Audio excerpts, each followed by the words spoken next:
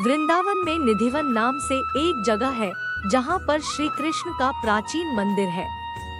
इस मंदिर और वन के बारे में कई तरह की जनश्रुति प्रचलित है।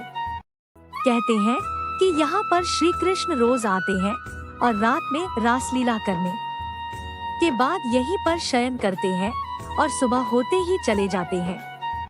आओ जानते हैं इस अचरज भरी बातों का रहस्य। 1। निधिवन के मंदिर में शयन आरती करने के बाद सभी श्रद्धालुओं को बाहर निकालकर मंदिर और निधिवन क्षेत्र को करीब 7 तालों से बंद कर दिया जाता है। ताला बंद करने के पहले मंदिर में गर्भगृह में भगवान के लिए नीम की तातून, पान का बिड़ा, लड्डू और श्रृंगार का सामान रख दिया जाता है। रात में यहाँ कोई नहीं आता है, लेकिन फिर भी आश्चर्य की 7 तालों में बंद मंदिर को जब सुबह खोला जाता है तो पान चबाया हुआ, दातून की हुई, लड्डू खाया हुआ और श्रृंगार का सामान बिखरा हुआ मिलाता है। 2।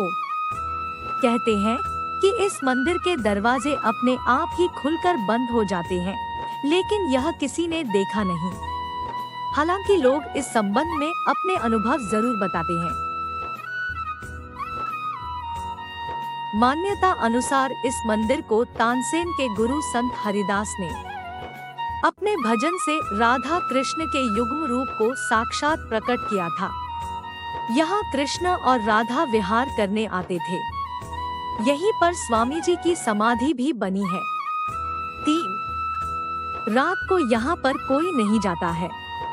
कहते हैं कि जिसने भी यहाँ पर रात को रुककर इस रहस्य को जानने का प्रयास किया वह सुबह बेसुध और आनंदित सा मिलता है। 2 या 3 दिन बाद उसकी मौत हो जाती है। 4। शाम के बाद यह मंदिर बंद हो जाता है और यह भी कहा जाता है कि अगर यहाँ कोई छुपकर रासलीला देखता है तो वह अगले दिन पागल हो जाता है। रात में यहाँ कोई भी नहीं रुकता है। स्थानीय लोगों के अनुसार ऐसा बरसों से होता आ रहा है।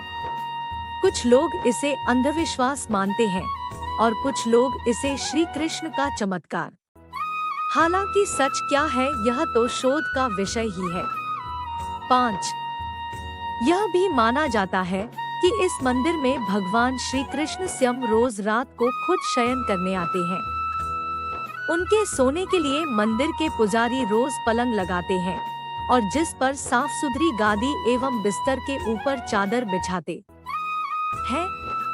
पान का बीड़ा, लड्डू और दातून के साथ ही श्रृंगार का सामान रखते हैं। लेकिन कहते हैं कि जब मंदिर खुलता है तो उस बिस्तर की हालत देखकर सभी अचंभित हो जाते हैं, क्योंकि उसे देखकर लगता है कि यहाँ कोई सोया था। 6।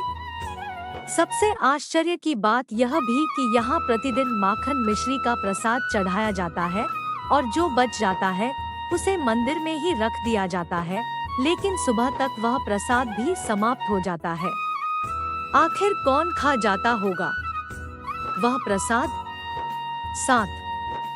जनश्रुति है कि प्रतिदिन मंदिर के अंदर स्थित रंगमहल में कृष्ण राधा का पलंग लगा दिया जाता है और पूरा रंगमहल सजा दिया जाता है तथा राधा जी का श्रृंगार सामान रखकर मंदिर के दरवाजे बंद कर दिए जाते हैं। जब प्रातः दरवाजे खुलते हैं तो सारा सामान अस्त व्यस्त मिलता है। मान्यता है कि रात्रि में राधा कृष्ण आकर इस सामान का उपयोग करते हैं। 8। कहते हैं कि यहाँ तुलसी के 2 पौधे एक साथ लगे हैं। रात के समय जब राधा और कृष्ण रास रचाते हैं तो यही तुलसी के पौधे गोपियां बनकर उनके साथ नाचते हैं। इन तुलसी का एक भी पत्ता यहाँ से कोई नहीं ले जाता है। जिसने भी गुपचुप यह कार्य किया वह भारी आपदा का शिकार हो जाता है। 9। इस मंदिर के परिसर में उगने वाले पेड़ भी अजीब है। यहाँ के पेड़ की शाखाएं नीचे की ओर बढ़ती है।